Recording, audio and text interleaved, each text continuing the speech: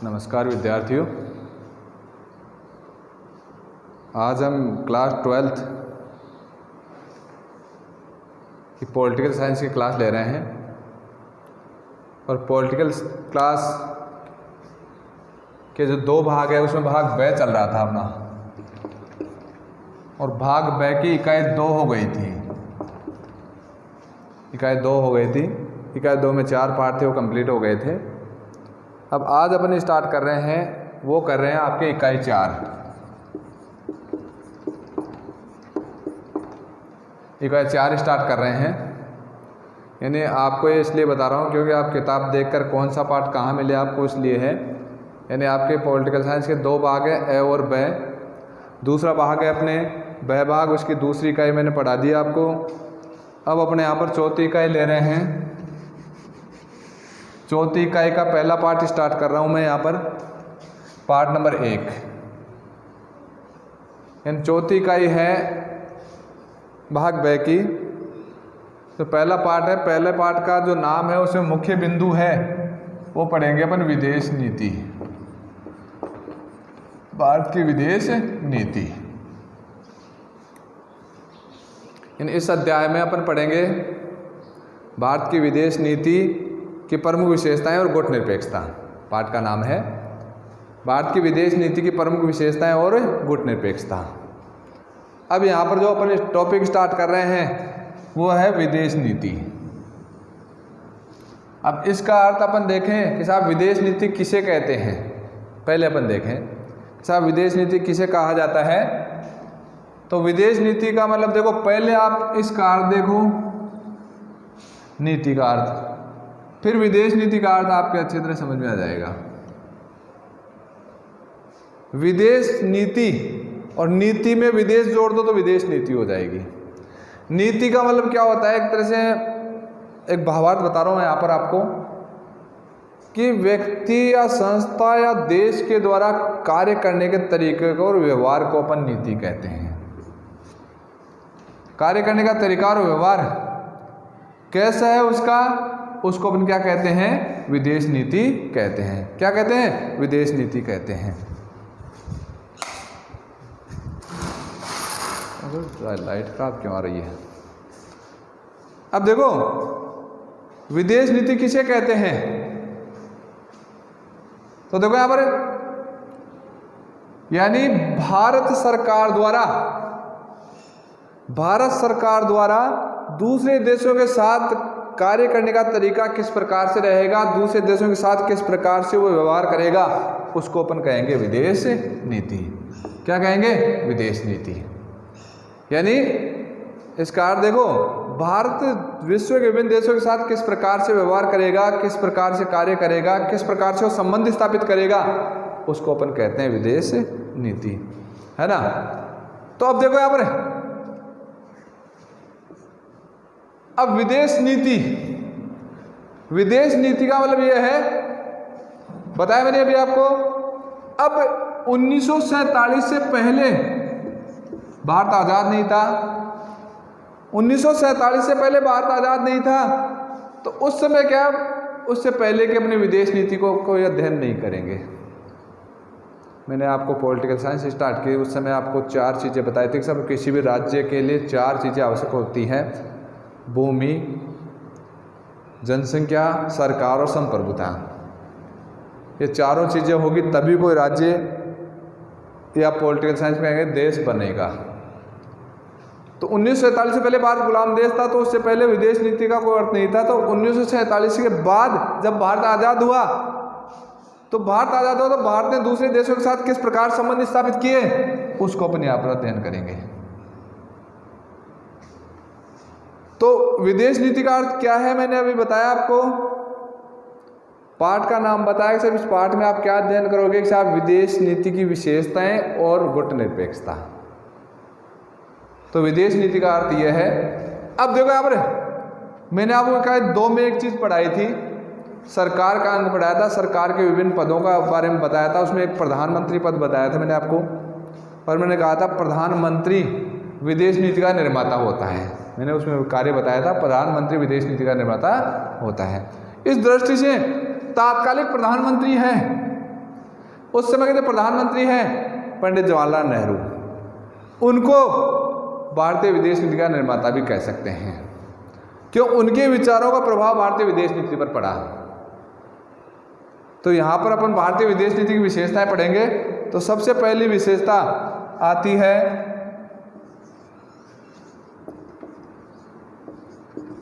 शांतिपूर्ण सह अस्तित्व में विश्वास।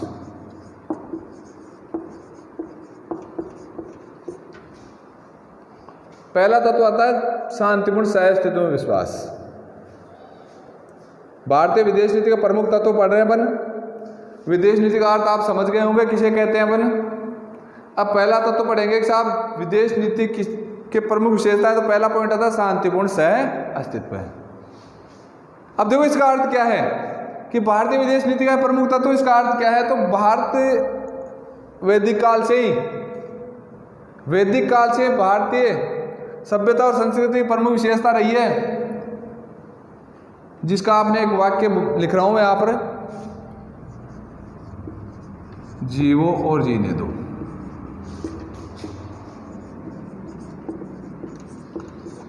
अगर इस वाक्य को आप समझ जाओगे तो इसका अर्थ भी समझ जाओगे। शांतिपूर्ण सह अस्तित्व, अस्तित्व का मतलब होता है किसी व्यक्ति का वजूद, और सह अस्तित्व यानी सभी व्यक्तियों का वजूद।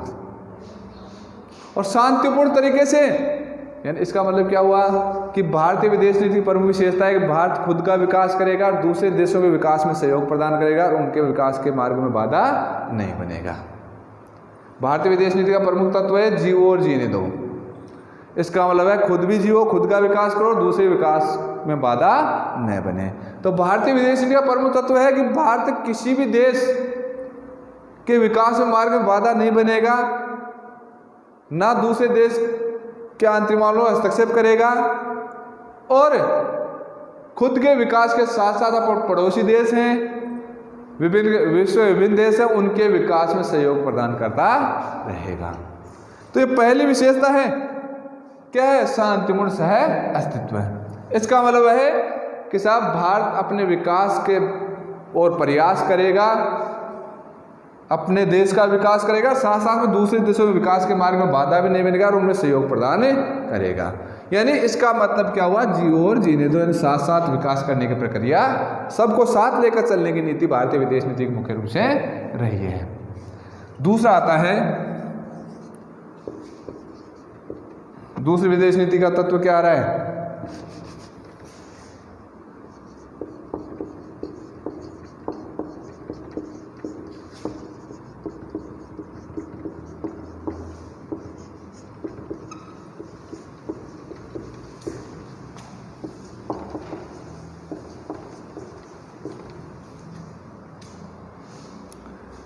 यार दूसरा विदेश नीति का तत्व है साम्राज्यवाद और विदेशवाद का, साम्राज्यवाद और उपनिवेशवाद का विरोध। किसका विरोध बताओ? उपनिवेशवाद का विरोध।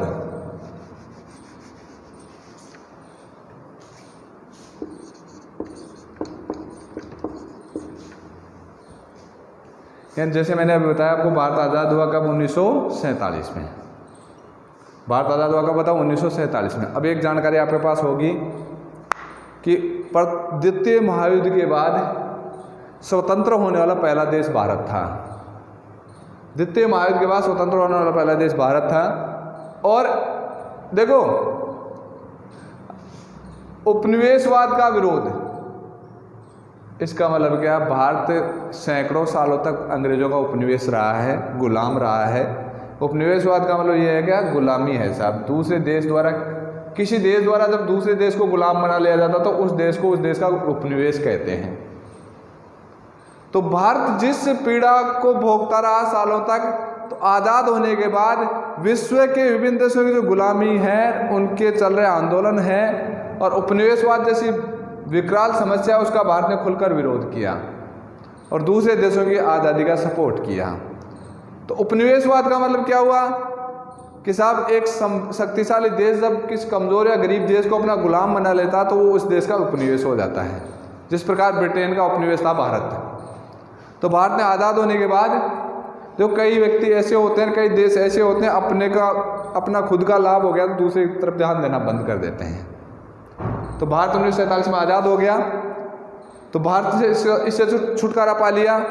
तब भारत की विदेश नीति ने भारत के विदेश निर्माताओं ने अपनी विदेश नीति का प्रमुख लक्ष्य बना लिया क्या, कि भारत संसार में जहाँ जहाँ भी उपनिवेश है, जहाँ जहाँ भी साम्राज्यवाद है, उसका भारत खुलकर विरोध करेगा, और खुलकर विरोध किया। और भारत ने विश्व में जहाँ जहाँ भी स्वतंत्रता की लड़ाइयाँ चल रही थी उसका सपोर्ट किया, और वैश्विक मंचों पर खास तौर से यूएनओ की बैठकों में, यूएनओ की मीटिंगों में भारत ने क्या है, इन दोनों चीज़ों का विरोध किया। तो उपनिवेशवाद का अर्थ तो आप समझ गए, साम्राज्यवाद। साम्राज्यवाद का मतलब तो अपने साम्राज्य की सीमाएं बढ़ाने के लिए दूसरे देशों की सीमाओं का अतिक्रमण करना, उसे साम्राज्यवाद कहते हैं। तो भारत ने इन दोनों का ही खुलकर विरोध किया। खुलकर विरोध करने की नीति आज भी है, भारत की आज़ादी के शुरू से ही चली आ रही है। तो दूसरा पॉइंट यहाँ पर क्या हुआ, उपनिवेशवाद और साम्राज्यवाद का विरोध। तीसरा पॉइंट है रंगभेद की नीति का विरोध।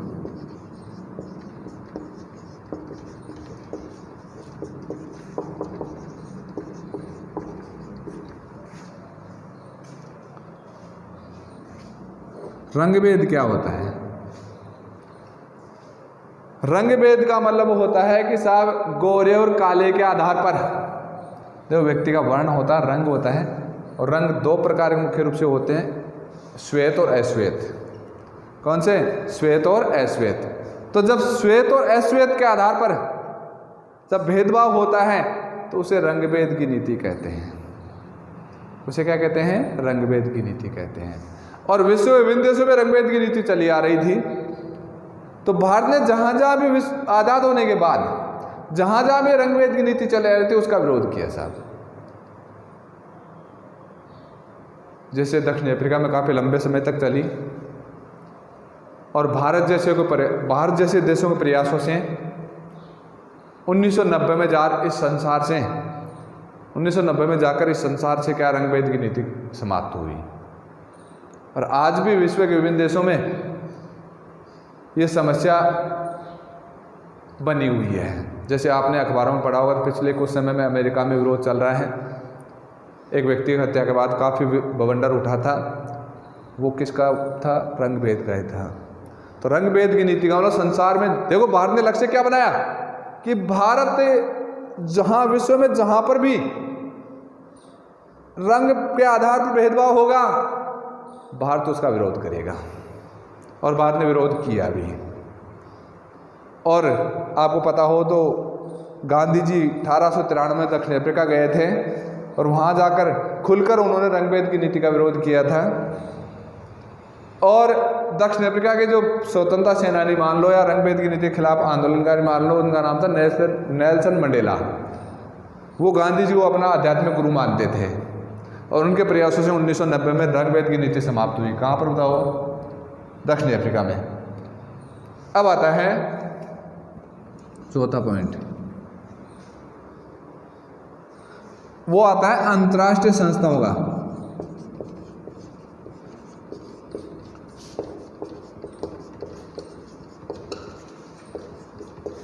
सम्मान।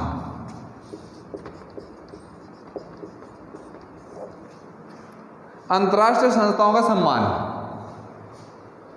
यानी जैसे आपने पढ़ा होगा कि प्रथम महायुद्ध हुआ 1914 से 1918।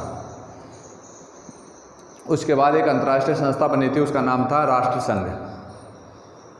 लेकिन उस अंतर्राष्ट्रीय संस्था का विश्व विभिन्न देशों ने सम्मान नहीं किया और उसमें सहयोग प्रदान नहीं किया। तो 1939 में दूसरा महायुद्ध शुरू हो गया। तो दूसरे महायुद्ध के बाद या दूसरे महायुद्ध के दौरान ही, जो इस इकाई का दूसरा टॉपिक अपन पढ़ेंगे, विचार विमर्श सलाह, और दूसरे महायुद्ध के समाप्त होने के बाद 24 अक्टूबर 1945 को एक अंतर्राष्ट्रीय संस्था का निर्माण हुआ। उसका नाम था संयुक्त राष्ट्र संघ। तो भारतीय विदेश नीति में मुख्य रूप से लक्ष्य है कि जितनी भी अंतर्राष्ट्रीय संस्थाएं हैं उन अंतर्राष्ट्रीय संस्थाओं का भारत सम्मान करेगा, उनमें सक्रिय भागीदारी करेगा, और जो सहयोग भारत से अपेक्षा की जाएगी वो सहयोग भारत प्रदान करेगा।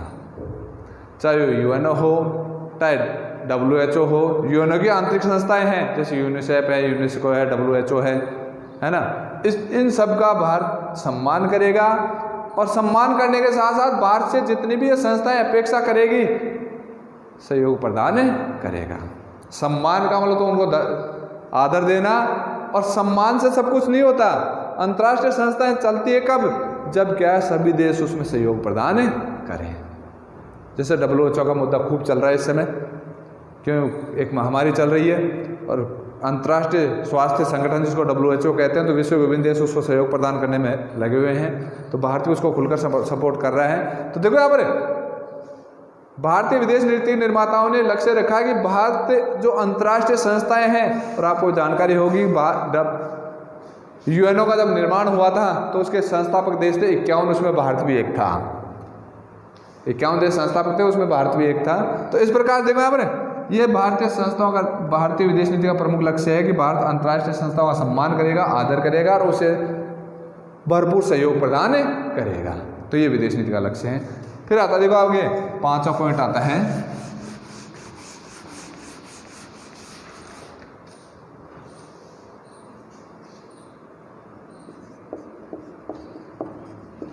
पंचशील का सिद्धांत। कौन सिद्धांत? पंचशील का सिद्धांत। यानी मैंने अभी बताया था भारतीय विदेश नीति का निर्माता कहा जाता है किसको बताओ? पंडित जवाहरलाल नेहरू को। किसको बताओ? पंडित जवाहरलाल नेहरू को। तो पंडित जवाहरलाल नेहरू ने भारतीय विदेश नीति में 5 प्रमुख तत्वों को अपनाया। उस 5 प्रमुख तत्वों को मैं 5 शब्दों में लिख रहा हूं यहां पर, जिसको पंचशील का सिद्धांत कहते हैं। कौन सिद्धांत कहते हैं बताओ? पंचशील का सिद्धांत। अब पहला है पॉइंट सम्मान। पहला पॉइंट कौन सा बताओ? सम्मान। सम्मान का मतलब क्या है कि भारत विश्व के विभिन्न देशों का सम्मान करेगा, आदर करेगा, उनको बराबर का दर्जा देगा। उसे क्या कहते हैं बताओ? सम्मान कहते हैं। दूसरा आता है अनाक्रमण। क्या बताओ? अनाक्रमण। अनाक्रमण का मतलब क्या होता है कि भारत बिना कारण किसी देश के ऊपर केवल आत्मरक्षा को लेकर, आत्मरक्षा को छोड़कर किसी देश पर आक्रमण नहीं करेगा। आत्मरक्षा का मतलब कोई देश भारत पर आक्रमण करेगा तो उसका जवाब देगा, अन्यथा भारत किसी भी देश की सीमा अधिकृत करने के लिए, जिसको मैंने बताया था साम्राज्यवाद, किसी देश की सीमा को अधिकृत करने के लिए उसके ऊपर आक्रमण नहीं करेगा। उसे क्या कहते हैं बताओ? अनाक्रमण कहते हैं। और तीसरा सिद्धांत था उसमें हस्तक्षेप। तीसरा था उसमें क्या बताओ? हस्तक्षेप। हस्तक्षेप का मतलब क्या होता है?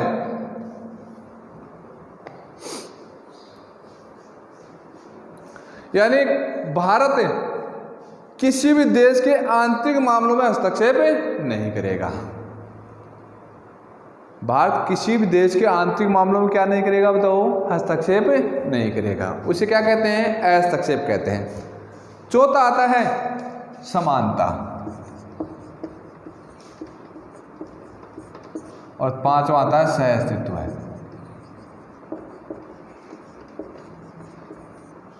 ये 5 सिद्धांत है जिसको अपन क्या कहते हैं बताओ? पंचशील सिद्धांत कहते हैं। क्या कहते हो बताओ? पंचशील सिद्धांत कहते हैं। यानी नेहरू जी ने भारतीय विदेश नीति के मूलभूत सिद्धांतों के रूप में इसको स्वीकार किया, जिसको अपन कौन सिद्धांत कहते हैं बताओ? पंचशील का सिद्धांत कहते हैं। कौन सिद्धांत कहते हैं बताओ? पंचशील का सिद्धांत कहते हैं। और अगर आप वर्तमान परिप्रेक्ष्य को देख लो या प्राचीन परिप्रेक्ष्य को देख लो, अगर इन 5 सिद्धांतों को सभी देश अपनाएं, इन 5 सिद्धांतों को सभी देश अपनाएं, तो वर्तमान समय की प्राचीन काल की समस्या, कोई भी समस्या उत्पन्न नहीं होगी। समस्या उत्पन्न कब होती है? जब क्या बराबर का दर्जा नहीं दिया जाता है, बिना कारण आक्रमण किया जाता है, दूसरे देशों में हस्तक्षेप किया जाता है, समानता का दर्जा नहीं दिया जाता है, और सहअस्तित्व यानी साथ साथ लेकर चलने की नीति नहीं होती है। जैसे अभी आप अखबारों में पढ़ रहे हो कि साहब भारत और चीन के संबंधों में तकरार हो रही है। उस तकरार का कारण क्या है कि चीन क्या है, भारत की सीमा में घुसने का प्रयास कर रहा है। इससे दोनों को भी तकरार उत्पन्न हो रहा है। तो वर्तमान समय में सारे तनाव ये आज से लगभग 65 साल पहले नेहरू जी ने सिद्धांत दिया था। यह सिद्धांत आज भी प्रासंगिक है, व्यवहारिक है। अगर आज भी अगर मान लो सभी देश इन सिद्धांतों को अपनाते हैं तो संसार की सारी समस्याएं स्वतः ही समाप्त हो जाएगी। तो 5 मूल तत्व भारतीय विदेश नीति के उन्होंने किए, जिसको अपन क्या कहते हैं बताओ? पंचशील का सिद्धांत कहते हैं। क्या कहते हैं? पंचशील का सिद्धांत। और आगे जो टॉपिक आ रहा है इसी पॉइंट में, छठा पॉइंट, और उसका आगे अपन वर्णन पढ़ेंगे। जो दूसरा टॉपिक है इस पाठ का वह गुट निरपेक्षता, छठा पॉइंट।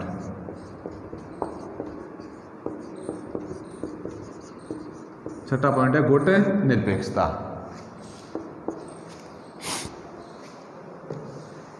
यानी ये भी भारत की देन है संसार को। अब गुट निरपेक्षता, इसका मतलब यह है कि साहब गुटों से अलग रहने की नीति अपनाना है, गुटों में शामिल न होना। उसे क्या कहते हैं? गुट निरपेक्षता कहते हैं। गुट निरपेक्षता मतलब क्या है कि किसी भी गुट में शामिल न होना। अभी आप पूछोगे कि साहब गुट क्या है, तो अगर इस पाठ का अध्ययन करोगे आप, या पहले आपने पढ़ा होगा, मैंने अभी बताया आपको कि सेकेंड वर्ल्ड वार हुआ कब? 1939 से 45 के बीच में। सेकेंड वर्ल्ड वार हुआ कब बताओ? 1939 से 45 के बीच में। अब सेकेंड वर्ल्ड वार के बाद संसार के सामने 2 महाशक्तियां उभर कर आई, और उन 2 महाशक्तियों का नाम था यूएसए और सोवियत संघ। संयुक्त राज्य अमेरिका और सोवियत संघ, यानी वर्तमान में रूस कह सकते हैं। और इन दोनों महाशक्तियों में एक तरह से तनाव उत्पन्न हुआ द्वितीय विश्व युद्ध के बाद। और ये तनाव का दौर चला 1945 से 1990 तक।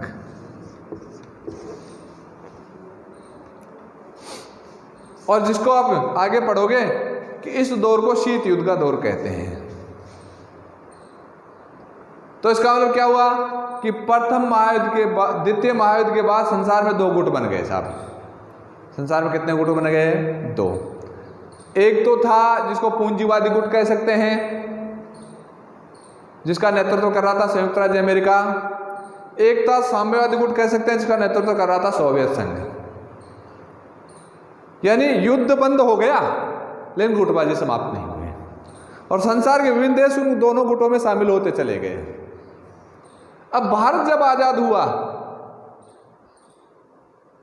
1947 में, तो भारत के सामने भी समस्या थी कि भारत किस गुट का समर्थन करे।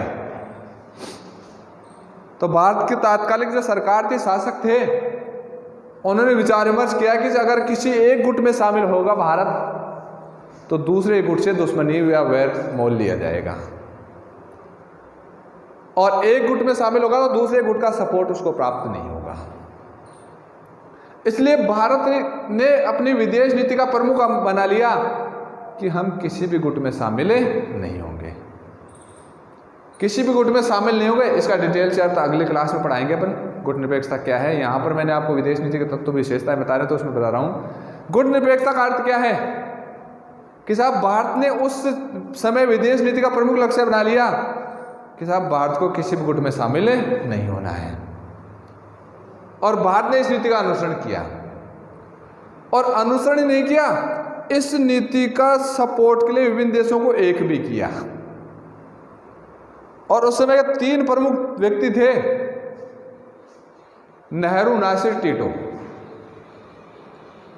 नेहरू थे पंडित जवाहरलाल नेहरू, नासिर थे मिस्र के राष्ट्रपति, और टीटो थे यूगोस्लाविया के राष्ट्रपति। इन तीनों ने मिलकर इस मुद्दे को उठाया और एक नया संगठन का निर्माण कर दिया, जिसका नाम रहा गुट निरपेक्षता। क्या नाम रहा? तो गुट निरपेक्षता। तो इस प्रकार से यहाँ पर अपने आज की क्लास में अपन ने पढ़ा। अब गुट निरपेक्षता का अगला पॉइंट अगली क्लास में पढ़ेंगे कि साहब गुट निरपेक्षता क्या है, ये कब बना, क्या इसकी विशेषता रही, वर्तमान स्थिति इसकी क्या है, भारत ने इसको क्यों अपनाया, ये सारे पॉइंट अपन अगली क्लास में पढ़ेंगे। तो अभी अपन ने इकाई 4 का पहला अध्याय स्टार्ट किया है। अब मैं आपसे कुछ 2 बात कहना चाहता हूँ, यानी आपको अध्ययन लगातार करना है। जितने पाठ हो गए उन पाठों का अध्ययन करना है और आगे अध्ययन में रेगुलरिटी रखनी है। जो क्लास ऑनलाइन आ रही है उनका अध्ययन करो, जिस सब्जेक्ट की क्लासें आ चुके हैं उनका अध्ययन करो, आगे नए पाठ हैं उनकी रीडिंग करो और मन लगाकर अध्ययन करो। क्योंकि जैसे मैं बार बार कह रहा हूँ कि ये साल है जो आपके लिए महत्वपूर्ण है। अगर इस साल में आपने मन लगाकर अध्ययन नहीं किया तो आपके लिए हानिकारक है। अगर मन लगाकर अध्ययन किया तो आपके लिए बहुत अधिक लाभदायक है। फिर आगे क्लास में आगे का टॉपिक स्टार्ट करेंगे। धन्यवाद।